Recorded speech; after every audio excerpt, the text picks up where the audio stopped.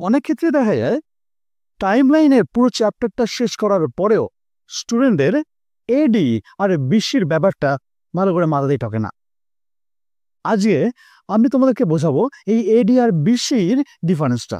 এডি আর বিসির ডিফারেন্স তৈরি করার জন্য একটা কমন ইভেন্ট বা কমন ইয়ারকে বেছে নেওয়া হয়েছে, যেটা হলো যিশু খ্রিস্ট বা জেসাস ক্রাইস্টের জন্মদিন।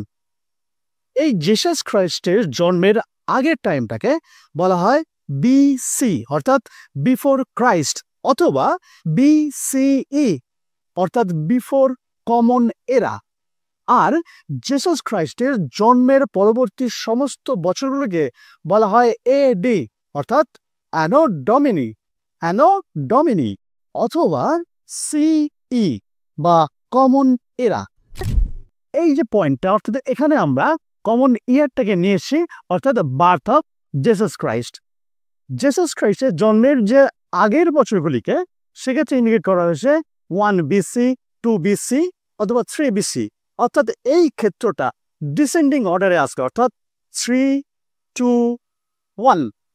অন্যদিকে এডির ক্ষেত্রে, অর্থাৎ জেসাস ক্রাইস্টের জন্মের পরের বছরগুলিকে আমরা ধরবো অ্যাসেন্ডিং অর্ডারে, অর্থাৎ 1, 2, 3, 1 এডি, 2 এডি, 3 এডি করে বর্তমান দিনে দাঁড়িয়ে 2025 এডি। আর জন্মের আগের সময়গুলোকে আমরা যেটা ডিসেন্ডিং অর্ডারে দেখতে পাচ্ছি সেটাও 1 BC, 2 BC, 3 BC করে যাচ্ছি। সেক্ষেত্রে আমাদের কাউন্ট হবে ব্যাক ইয়ার, অর্থাৎ ডিসেন্ডিং অর্ডার। Thank you.